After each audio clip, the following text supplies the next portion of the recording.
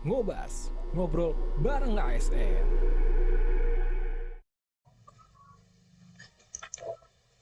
Assalamualaikum warahmatullahi wabarakatuh.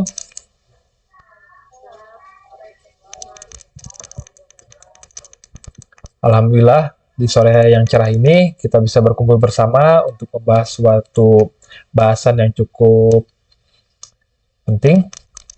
Baik, tidak usah berlama-lama, perkenalkan. Nama saya Wisnu Surawardana, saya perawat terampil dari RSUD Ciawi, formasi Kabupaten Bogor, Angkatan 8, dan kita punya narasumber 4 orang kakak-kakak ini. Baik, kakak-kakak mangga memperkenalkan diri. Yang pertama, Kak Nisa, boleh memperkenalkan diri? Terima kasih Kang Isna. Perkenalkan nama saya Anissa Desya. Saya perawat terampil di RSUD Ciawi. Terima kasih. Selanjutnya, Teh Lisna, mangga. Terima kasih perkenalkan nama saya Lisna Susanti. Saat ini saya bekerja di RSUD sebagai perawat terampil. Oke, baik. Teh. Selanjutnya, Ismi. Perkenalkan saya Isma Ranisya, tugas di Puskesmas Nusa. Selanjutnya, Katrias, mangga. Terima kasih Kak Wisnu. Perkenalkan saya berasal di Karangasem dari instansi RSUD sebagai perawat terampil. Oke, semua telah memperkenalkan diri. Baik, topik bahasan kita sore ini adalah untuk membahas peran dan kedudukan ASN untuk mendukung smart governance. Seperti yang kita tahu, eh, telah ada Peraturan Presiden Nomor 95 Tahun 2018 tentang Sistem Pemerintahan Berbasis Elektronik. Sejalan dengan itu, kita akan membahas sebuah upaya dari pemerintah Kabupaten Bogor untuk mendukung dari nilai-nilai dari PP tersebut yang kita sering gunakan sama-sama dalam menunjang kinerja kita sebagai ASN di Kabupaten Bogor, yaitu satu super aplikasi bernama Si Cantik. Si Cantik itu merupakan dari upaya nyata dari pemerintah Kabupaten Bogor untuk mendukung sistem pemerintahan berbasis elektronik yang tadinya pencatatan kita sebagai ASN, pencatatan kinerja, pencatatan absen yang berupa konvensional telah direformasi oleh pemerintah Kabupaten Bogor menjadi digitalisasi, yang mana ini juga bentuk dari wujud Smart ASN 2024, di mana salah satu nilai-nilai Smart ASN itu adalah berbasis IT. Di sini tentu saja dalam pelaksanaan, dalam pengoperasian aplikasi Si Cantik ini ada banyak sekali nilai positifnya, namun memang ada beberapa kekurangan yang masih terasa dirasakan oleh teman-teman, terutama kita sebagai tenaga kesehatan. Sebagai contoh, yang saya rasakan sebagai tenaga kesehatan yang agak-agak sulit pengoperasiannya itu adalah pencocokan jadwal. Karena seperti yang kita tahu kan, jadwal kita sebagai nakes itu di shift ya, ada shift-shiftan. Jadi ada kadang-kadang belum cocok aja dengan sistem di Si Cantik itu. Selanjutnya dalam pengisian LHKP dan lain-lain dan sebagainya. Saya tidak akan berpanjang-panjang, saya akan berikan ke narasumber saja. Yang narasumber pertama kita yang sudah siap-siap nih sepertinya akan mengumumkan pendapat nih, sudah semangat banget kelihatannya. Saya akan beri kesempatan kepada narasumber pertama kita, yaitu Telisna. Mangga Telisna, untuk mengumumkan pendapatnya tentang Si Cantik ini. Mangga. Kepada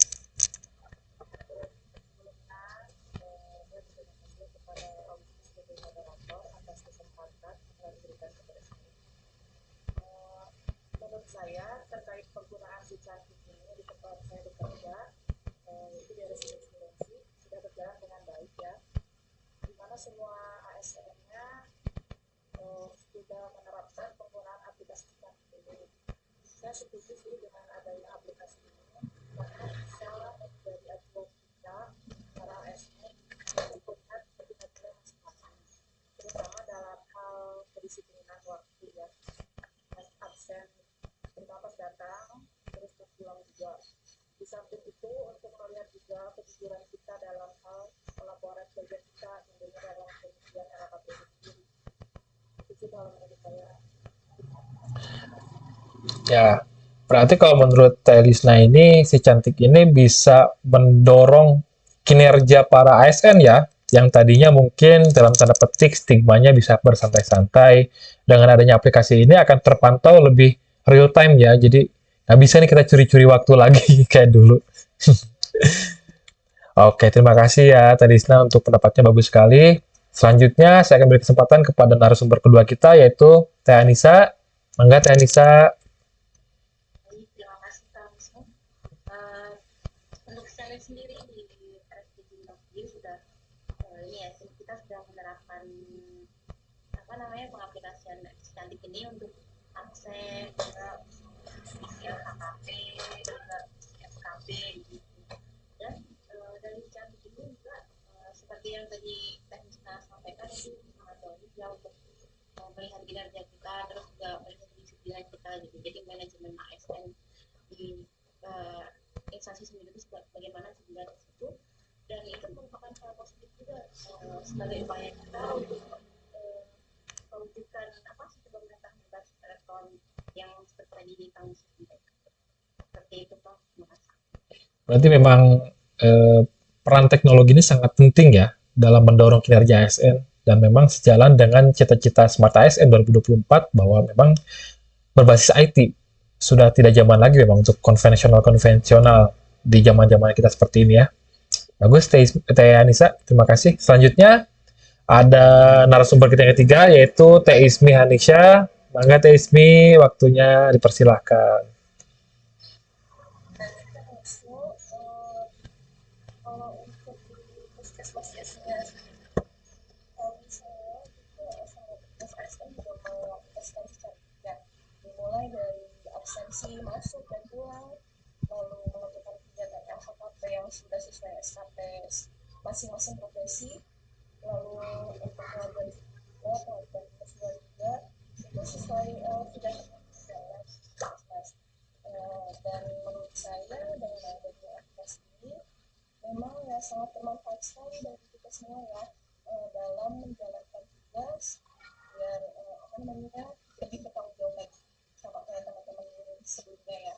Memang dengan adanya aplikasi ini memudahkan istilahnya memudahkan para stakeholder juga atau atasan kita untuk memantau kinerja kita melalui aplikasi.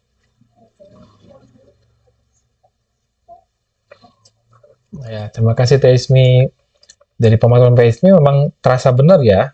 Dulu itu ingat benar kalau saya akan mengajukan cuti itu ngantri-ngantri Teh. Depan ruang kepegawaian atau kalau saya bidang keperawatan gitu. Kalau dengan adanya aplikasi ini kan kita tinggal buka smartphone daripada browsing-browsing, kayaknya mau cuti deh. Tinggal ajukan aja. Memang benar-benar mereformasi birokrasi. Aplikasi ini memang sangat terobosan yang sangat baik sekali menurut saya. Dan memang terasa. Teman-teman pun semua setuju bahwa aplikasi ini memang terbaik. Kalau begitu akan narasumber yang selanjutnya ada Katrias. Mangga Katrias. Bagaimana nih si cantik nih Katrias nih? Silahkan. Baik, terima kasih dari semua atas terkait aplikasi cantik ini di instansi saya di RSUD Cibinong sudah berjalan ya, semua ASN-nya sudah berjalan. Tapi pada kesempatan kali ini saya ingin menyampaikan ada beberapa kendala dalam penggunaan aplikasi cantik ini ya. Yang pertama terkait LHKP. Kita kan mengisi LHKP ini tujuannya untuk mengisi tindakan-tindakan apa saja yang perlu kita lakukan gitu kan. Nah, menurut saya kita istilahnya jadi beberapa kali. Padahal sebenarnya kan tanpa kita menginput tindakan-tindakan itu juga kita melakukan pekerjaan kita kan dengan baik pasti. Jadi di sini tuh seperti apa ya kalau kita seperti kita gitu, karena ini juga bisa menjadi salah satu hal yang menyebabkan pelayanan itu tidak optimal, pelayanan pasien jadi tidak optimal. Karena waktu kita terbagi untuk mengisi LHKP itu. Yang pertama, lalu yang kedua, yang saya takutkan, jika setiap tindakan kita selalu melakukan dokumentasi, saya takut pasiennya merasa terganggu gitu, karena saya juga yang mau melakukan tindakan itu sedikit-sedikit megang HP, sedikit-sedikit megang HP gitu kan. Jadi Hal itu tuh kan kita lakukan untuk mendapatkan buktinya kan yang nanti kita akan input gitu. Lalu yang ketiga mengenai TPP ya, sebenarnya kan salah satu tujuan dibuatnya aplikasi cantik ini untuk memantau atau mengetahui kinerja kita sebagai ASN ya. Tapi dan juga untuk apa namanya TPP kita gitu. Karena kami di daerah Sudut Cipinang itu dan mungkin teman-teman yang lain juga tidak mendapatkan TPP kan.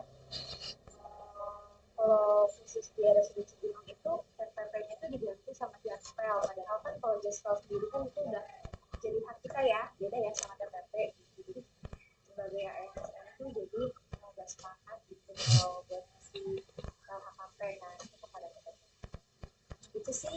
Kalau dari saya terima kasih Kak Wisnu atas waktunya.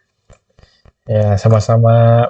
Ya, memang itu menjadi sebuah catatan ya sebetulnya dalam aplikasi ini. Memang saya pun sebagai tenaga kesehatan ya, cukup merasakan pada saat pengaplikasian untuk mendapatkan evidence untuk upload ke aplikasi cantik kan memang harus foto ya. Cuma kadang kita pun ini gimana gitu depan pasien. Mending kalau memang tindakannya yang ringan. Coba kalau tindakan yang berat kan agak gimana gitu. Mungkin kalau lagi ada luka-luka yang berdarah-darah kan nggak mungkin kita foto juga ya kayaknya. Memang sih itu yang saya tadi bilang di awal, memang aplikasi ini memang perlu penyesuaian. Dan memang setuju tuh tadi yang TPP tuh.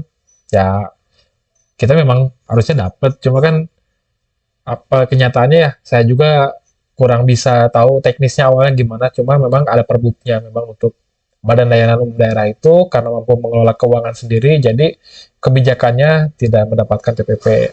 Tapi kayaknya nih Bu Anissa pengen mengeluarkan pendapat nih kayaknya ya. Emang nggak, Teh Anissa, pendapatnya gimana nih? Apakah sejalan dengan yang kayak Katrias katakan nih? Terima kasih. Itu kendala-kendala dari kami sendiri sih saya setuju sama yang dikatakan oleh Petrias tadi. Memang apa namanya penilaian kinerja juga kan itu kan ada di cantik ya. Seharusnya kan itu berbalik ke kita gitu. Kita dapatkan hak kita gitu. Kita udah sudah tercapai ternyata kita nggak dapat hak kita yaitu PDP itu. Terus juga untuk mengisi evidence sendiri kan harus pakai foto itu kayak melanggar apa namanya Etik ya, privasi. perawat Mm-mm. kan untuk apa namanya untuk tidak mendokumentasikan tindakan-tindakan gitu.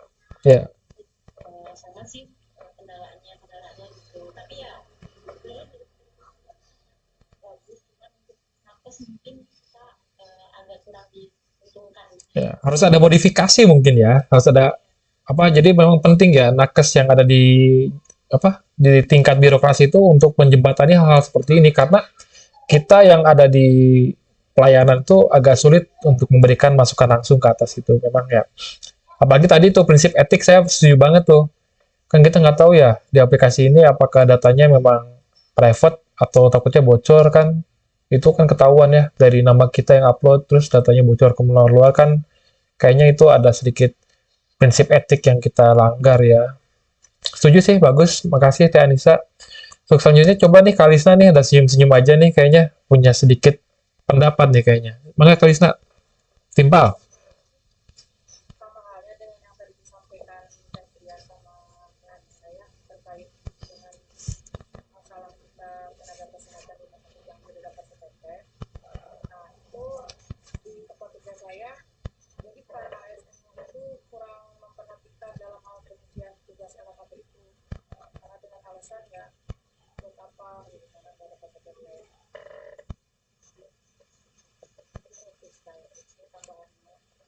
Berarti tetap sama ya, lebih ke untuk apa sih kita ngisi LHKP kalau memang nggak ada impact-nya gitu.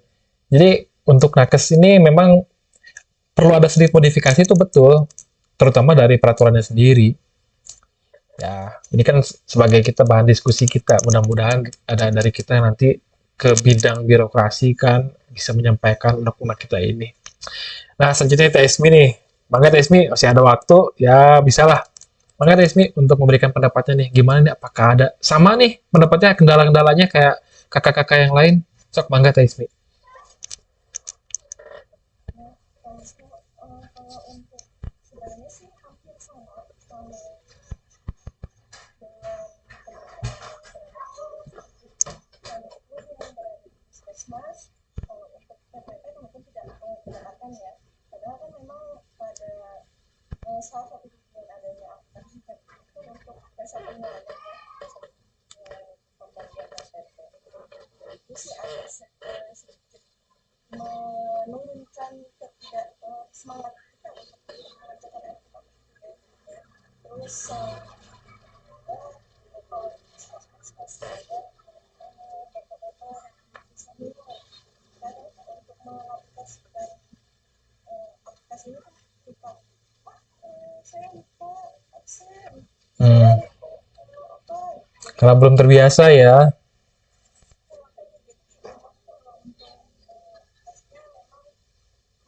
kalau untuk kita generasi muda memang sangat bagus sekali. Cuma mungkin untuk para senior mungkin agak menyulitkan beliau. Makanya dari ada juga menurut saya juga untuk saya yang baru ya menggunakan aplikasi seperti tidak mendapatkan sosialisasi cara penggunaannya bagaimana. Jadi memang harus mencari tahu sendiri sih. Jadi kurang ada sosialisasi menurut saya sih itu. Ya. Oke, semuanya sudah memberikan pendapat masing-masing ya tentang kelebihan, kekurangan. Kalau saya dari lihat kesimpulannya sih, antara rumah sakit dan puskesmas, memang aplikasi Si Cantik ini untuk dari segi fungsinya memang kurang lebih sama ya. Dari segi kelebihannya sama, kendala pun saya tidak bilang kekurangan sih, cuma memang belum disesuaikan aja untuk tenaga kesehatan, kendalanya sama. Jadi aplikasi ini memang sudah saya akui memang aplikasinya sebuah terobosan yang baik dari segi absen, pencatatan administrasi, atau pengajuan-pengajuan yang lain pun dengan secara digital itu memudahkan kita untuk mengaksesnya dibanding kita harus jalan ke kantor, membawa berkas ini itu, fotokopi dan lain-lain itu sangat tidak efektif. Dengan hadirnya aplikasi ini memang saya setuju untuk dikatakan super app, super aplikasi. Kabupaten Bogor sudah sangat inovatif mengembangkan aplikasi Si Cantik untuk para ASN-nya bekerja lebih baik lagi. Namun memang perlu dikatakan bahwa untuk kita para tenaga kesehatan perlu beberapa poin yang memang disesuaikan dan diperjelas aturannya. Apakah kita memang perlu mengisi LHKP seperti atau SKP seperti rekan-rekan ASN di profesi lain, atau untuk ASN bentuknya seperti apa, memang itu perlu adanya tindak lanjut dari dinas-dinas yang terkait, terutama yang memang mengurusi tentang administrasi atau pengkajian. Namun perlu kita akui pula bahwa Si Cantik ini adalah aplikasi yang memang kedepannya akan menjadi sebuah aplikasi yang menjadi sebuah pionir lah bagi seluruh ASN untuk meningkatkan kedisiplinan, meningkatkan motivasi dan lain-lain. Mungkin diskusi tentang aplikasi Si Cantik atau digitalisasi reformasi digital di Kabupaten Bogor sudah cukup ya. Semua teman-teman sudah memberikan pendapatnya memang bagus, namun memang dari segi terobosan itu tidak selalu sempurna hadir, namanya awal ya, tidak mungkin awal itu langsung sempurna, akan sulit, memang perlu penyesuaian di lanjut. Fungsi kita sebagai ASN yaitu proaktif memberikan masukan, bukan kontra ya, tapi harus justru pro. Dengan adanya ini kita sebagai ASN akan lebih ada bukti bahwa kita memang berdedikasi bekerja. Jadi jangan sampai yang kerja, yang enggak, buktinya nggak ada gitu. Dengan aplikasi ini itu akan ada bukti yang lebih, dan juga hadapannya seperti yang sudah dibicarakan dari tadi, akan ada penghargaan yang lebih nih. Bagi kita yang sudah berusaha, akan ada penghargaan yang lebih. Cuma mekanisme pelaporannya itu yang harus disesuaikan dengan prinsip etik kita sebagai tenaga kesehatan. Mungkin itu saja dari diskusi kita sore ini. Saya dari moderator, mohon maaf bila ada salah-salah kata. Mari saya akhiri saja. Wassalamualaikum warahmatullahi wabarakatuh.